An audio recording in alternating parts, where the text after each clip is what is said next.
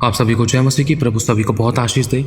आज खुदावन चाहता है कि हमारी आशीषें खुलें, और वो बंद कैसे हैं, रुकी हुई कैसे हैं, अटकी हुई कैसे हैं। अगर हम पुराने नियम में पढ़ते तो दानियेल की पुस्तक में खुदा बाप ने हमें आत्मिक रूप में इन बातों को प्रकट कर रखा है, बता रखा है, शिक्षा दे रखी है कि एक विश्वासी की, एक मनुष्य की खुद की गलती के कारण वो आशीषें, वो प्रार्थना के उत्तर वो रुक जाते हैं। जैसे ही एक विश्वासी अपने पूरी रीति से पश्चाताप करता है, अपना रिश्ता खुदावंत के साथ अच्छा करता है, अपना रिश्ता खुदा के साथ पारदर्शिता में लेकर आता है, तो खुदावंत तुरंत उसकी प्रार्थना का उत्तर देता है, चाहे किसी ने भी रोका हो। क्योंकि अगर हम पुराने नियम में पढ़ते हैं तो लिखा है कि जब दानियेल ने प्रार्थना करी तो तुरंत उसकी प्रार्थना सुनी गई। तो जैसे ही परमेश्वर ने उसको उत्तर दिया तो वो उत्तर आकाश में, दूसरे आकाश में शैतान ने रोक लिया, शैतान के दूतों ने रोक लिया, और वो उत्तर लगभग 21 दिन तक वहाँ पर रुका रहा। सोच कर देखो, प्रभु ने तो कहा है कि जिस समय तूने मुझे पुकारा उसी समय मैंने तेरी सुन ली, लेकिन परमेश्वर का जो उत्तर था हम तक पहुंचने में इतना लंबा टाइम क्यों लगा। कईयों को तो बहुत लंबे टाइम बाद मिलता है, कईयों को तो मिल ही नहीं पाता है, और कईयों को तो मतलब मिलता है तो जब तक वो परिस्थिति ख़त्म हो जाती है, हालात परिस्थितियाँ बिल्कुल बदल जाते हैं या बिगड़ जाते हैं, तब मिलता है। क्यों?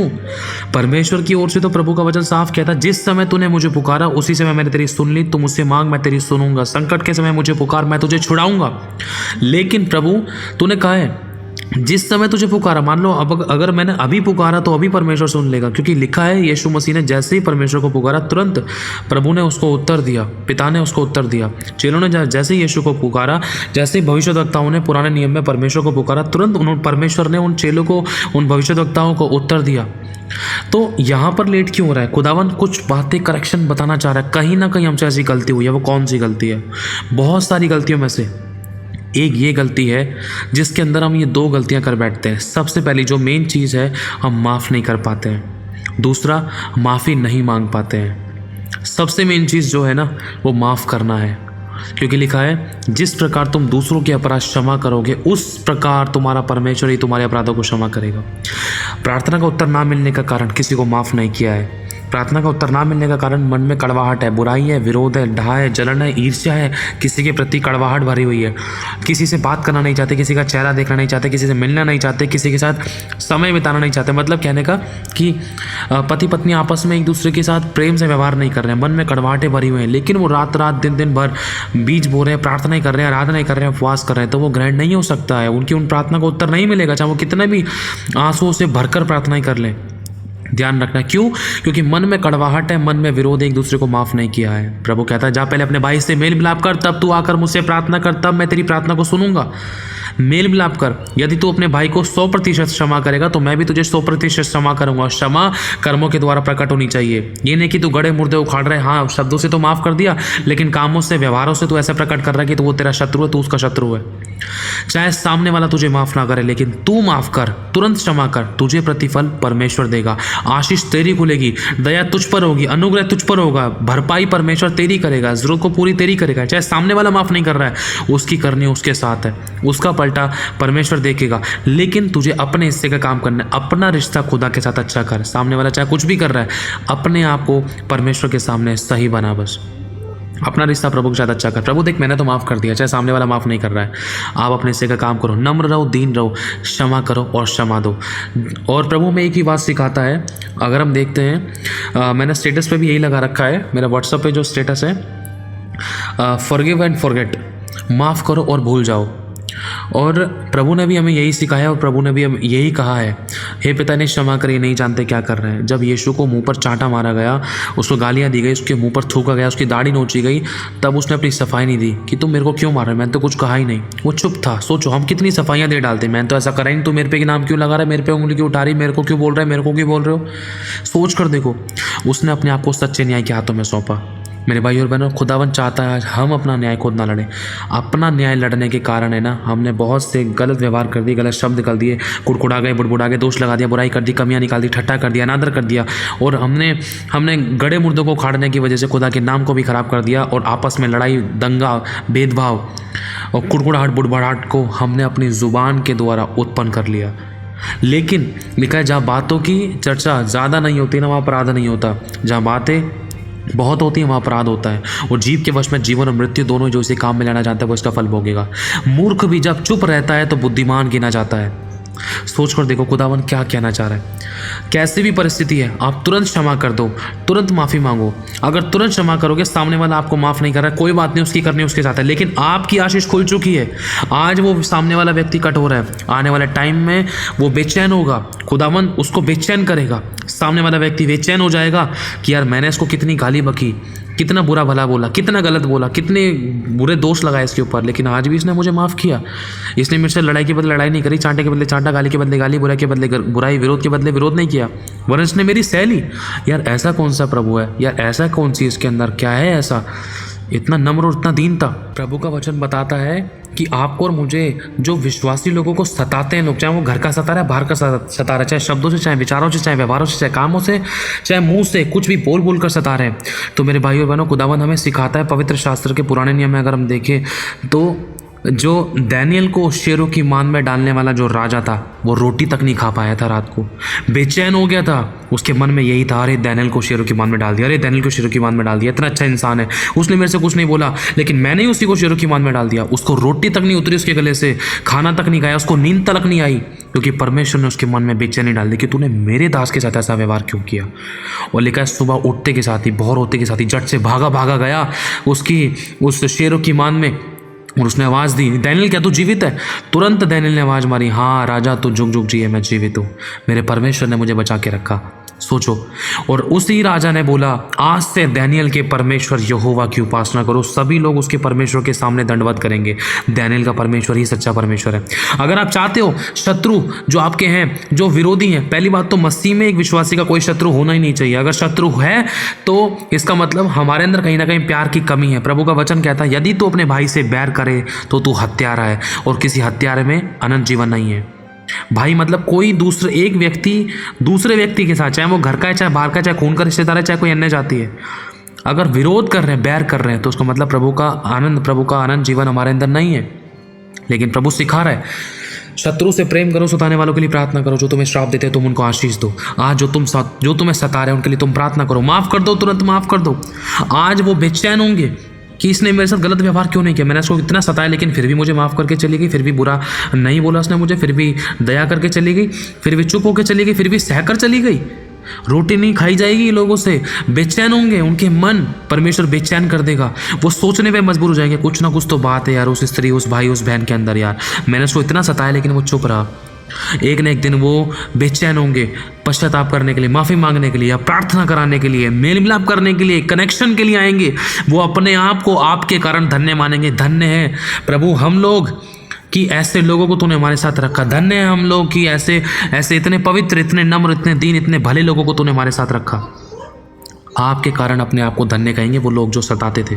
प्रभु का वचन बताता है, और जिन लोगों ने तुरंत माफ़ किया है ना, उनकी आशीष खुली है, बरकत खुली है, चंगाई खुला है, छुटकारा खुला है, और धन खुला है। उनकी ज़रूरतें पूरी हुई हैं, रुकावटें खत्म हुई हैं, बीमारियां खत्म हुई हैं, तकलीफें खत्म हुई हैं। कईयों ने अन्य भाषा पाई है, कईयों ने वरदान पाए हैं, कईयों ने बड़े बड़े काम देखे, कईयों के बिजनेस खुले हैं, कईयों के बड़े बड़े चमत्कार हुए हैं, कईयों के लाइफ में ऐसे अनबिलीवेबल मिरेकल्स हुए हैं सिर्फ माफ़ करने के द्वारा। इंसान बड़े बड़े काम कर रहा है, बड़े बड़े बीज बो रहा है, लेकिन माफ़ नहीं कर पा रहा है। और यही तो प्रभु कह रहा है, तुम बड़े बड़े काम तुम सब कर लेते हो, लेकिन जो छोटे छोटे में विश्वास योग्य रहेगा, छोटी छोटी बातों में विश्वास योग्य रहेगा, मैं उसको बड़ी वस्तु का अधिकारी बनाऊंगा।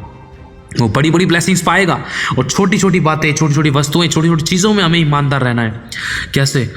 अगर हम माफ़ नहीं कर पा रहे, तुरंत हमें माफ़ करना है। अगर हम किसी को माफ़ नहीं कर रहे ना, तो नुकसान अपना है। घटी, तकलीफ, समस्या, बीमारी, परेशानी फिर ये उत्पन्न करने वाली बात है हमारी गलत अंगीकारों के द्वारा, या किसी को माफ़ ना करने के द्वारा, ना माफ़ी, कड़वाहटों के द्वारा। कहीं ना कहीं एक विश्वासी अपना ही नुकसान करता है। और खुदा भी सोचता है, अरे मैं तो मेरे बच्चे तुझे आशीष देने वाला था, बरकत देने वाला, तेरी प्रार्थना का उत्तर देने वाला था। तेरी इतनी लंबे समय की जो तू प्रार्थना कर रहा था, आंसू बहा रही थी, मैं तेरे उसका उत्तर तुझे देने वाला था, लेकिन तू अपने मन में उसके प्रति कड़वाहट रख के बैठी, कड़वाहट, बुराई रख के बैठा है। उंगली उठाते तूने दोष लगाए, तूने उसकी चुगलियां की, तूने मेल मिलाप नहीं किया, तूने उसको माफ़ नहीं किया। मैं तुझे आशीष कैसे दूं? मैं तो अपने वचन से बना हुआ हूँ। जब तू मेरे वचन को पूरा करेगी, जब मेरा वचन पूरा होगा, तो मैं कह रहा हूँ तेरी आशीष कोई रोक नहीं सकता। जिसे मैं खोलूँ उससे कोई बंद नहीं कर सकता। मेरे भाई और बहनों, हमें अपना रिश्ता खुदा के साथ अच्छा रखना है। उसके साथ अच्छा रखने के लिए कई बार हमें झुकना पड़ता है।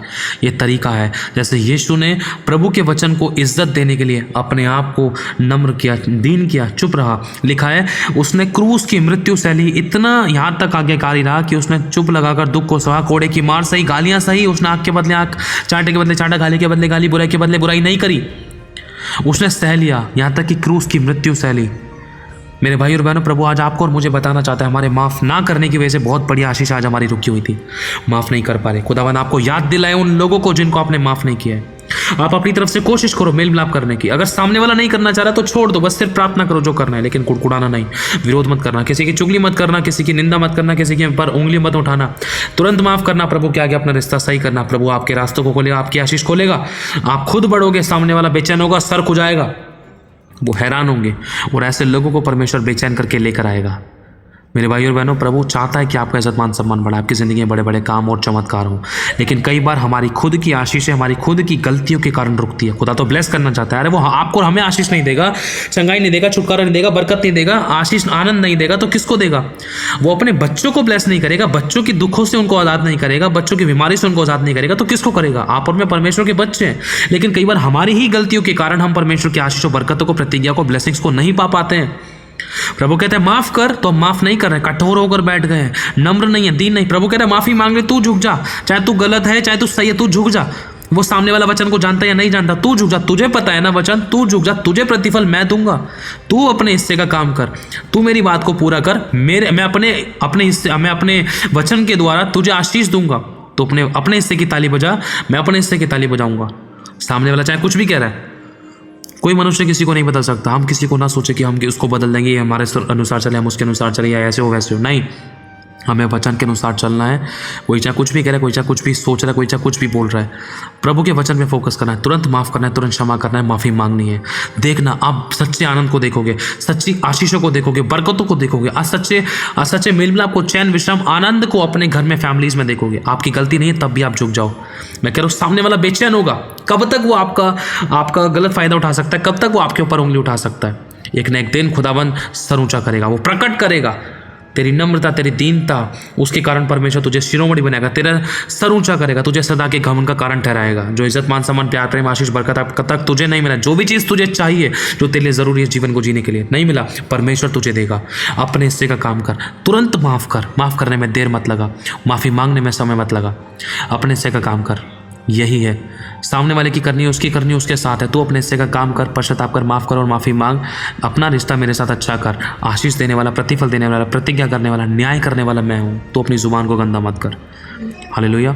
आप माफ़ करो, देखना खुदावंद वो आपको देगा जो आपने कभी सोचा नहीं। आपकी आंखों में खुशी के आंसू होंगे और आप घुटनों के बल आकर खुदा का धन्यवाद कर रहे होगे और कहोगे कि खुदा मुझे माफ़ कर, मैंने इतना समय, टाइम, पैसा, एनर्जी वेस्ट कर दिया। प्रभु मैंने पहले क्यों नहीं माफ़ किया? बस एक छोटा सा ही काम था, पहले क्यों नहीं दया की, पहले क्यों नहीं सॉरी का मैसेज भेजा, पहले क्यों नहीं माफ़ी मांगी, पहले क्यों नहीं माफ़ करा मैंने सामने वाले व्यक्ति को।